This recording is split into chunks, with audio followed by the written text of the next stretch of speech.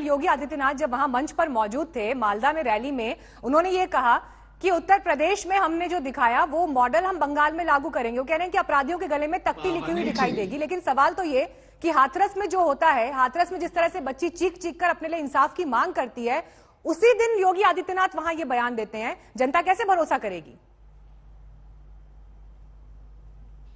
नहीं, देखिए, जो हुआ वो दुर्भाग्यपूर्ण है और हम सब जानते हैं कि समाजवादी पार्टी के नेता इसमें इन्वॉल्व हैं। आप निश्चिंत रहिए कि कड़ी से कड़ी कार्रवाई जल्द से जल्द की जाएगी। लेकिन मीनाक्षी जी, हमें एक चीज समझने की आवश्यकता है। लेकिन गुरुप्रकाश जी, सवाल कार्रवाई का और रासुका लगाने का नहीं है। नहीं, सवाल गुरुप्रकाश जी, सवाल कार्रवाई और रासुका का सिर्फ नहीं है। सवाल ये भी है कि अपराधियों के मन में वो भय क्यों नहीं है? जिस बात का जिक्र बंगाल में रैली से हो रहा है, उस बात का जिक्र उत्तर प्रदेश की जमीन में क्यों नहीं दिखाई दे रहा? मीनाक्षी जी, उत्तर प्रदेश की जनसंख्या 22 करोड़ है, लेकिन उसके बावजूद अगर आप क्राइम का डेटा, आप रिजू भाई बीच में बोलेंगे तो बहस कर लेंगे हम लोग।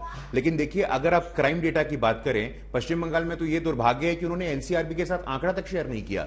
जो पिछला आंकड़ा उन्होंने शेयर किया था तो मानव तस्करी में ये लोग टॉप करते हैं, महिलाओं के खिलाफ अपराध के मामले में ये लोग टॉप करते हैं। इसका जवाब कौन देगा? उत्तर प्रदेश की जनसंख्या पश्चिम बंगाल की जनसंख्या का मूल्यांकन करके देख लीजिए आप। जो हुआ दुर्भाग्यपूर्ण है, लेकिन आप निश्चिंत रहिए, हमारा ट्रैक रिकॉर्ड देखिए। योगी जी ने सुनिश्चित किया है कि जो भी इसमें इन्वॉल्व होंगे, समाजवादी पार्टी के नेताओं या किसी पार्टी के नेताओं, कड़ी से कड़ी कार्रवाई की जाएगी। कौस्तुभ बागची भी आ गए हैं, वो रिस्पॉन्ड करेंगे। लेकिन एक बार रिजू दत्ता, आप जवाब दे दीजिए इस बात का।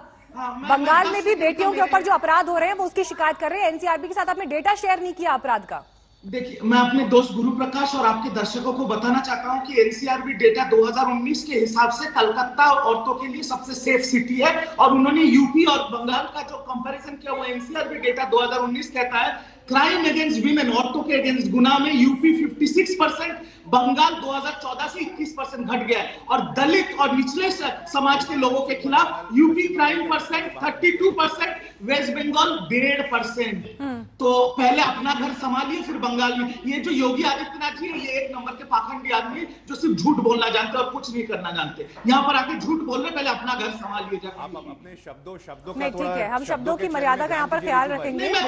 ठीक है, नहीं, हम संयम के साथ बात करेंगे। राष्ट्रीय चैनल पर हम सब बैठे हैं, लोग घर में बैठकर हमें सुन रहे हैं। नहीं, एक सेकंड प्लीज, एक सेकंड रिजू दत्ता, एक सेकंड, मेरी बात सुनिए।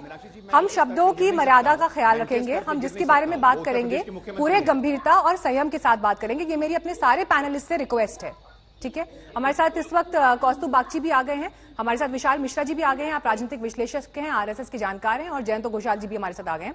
कौस्तुभ जी, शुरुआत अब मैं आपके साथ करना चाहूंगी। आप थोड़ा देर से जुड़े पैनल पर, लेकिन देखिए जो बात यहां पर हो रही है, प्रधानमंत्री नरेंद्र मोदी अब 20 रैलियां करने वाले हैं। ममता बनर्जी एक टफ फाइट जो है बीजेपी को देती हुई दिखाई दे रही है। दोनों के बीच जबरदस्त टक्कर है। आपके नेता क्यों नजर नहीं आ रहे हैं? प्रियंका गांधी असम में है, राहुल गांधी दक्षिण भारत में है, बंगाल कौन आएगा? बिल्कुल आएंगे। राहुल गांधी जैसे हमारे ऑल इंडिया लीडर है, हमारे अधीर रंजन चौधरी जो प्रदेश कांग्रेस जो अध्यक्ष है, वो भी ऑल इंडिया पार्टी के पार्लियामेंट्री पार्टी के हेड है और ऑपोजिशन पार्टी के लीडर भी है। तो सुन लीजिए, मोदी साहब यहाँ पे 20 रैली करे या 200 रैली करे, हम तो बस एक ही चीज कहेंगे कि 2014 साल में जब वो पहली बार जब प्रधानमंत्री बने तो उससे पहले एक स्लोगन उठा था कि महंगाई पे पड़ेगी मार, अब की बार मोदी सरकार।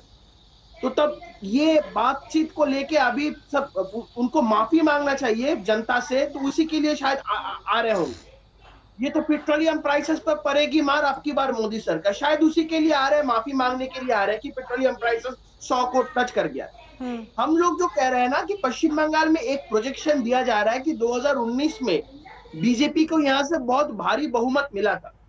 ऐसा है, पश्चिम बंगाल में लोग ये सोचे होंगे कि पश्चिम बंगाल में तृणमूल के बहुत सारे चोरों चक्के यहाँ पे घूमते रहते हैं, उनको शायद जेल में उसका जगह होना चाहिए था।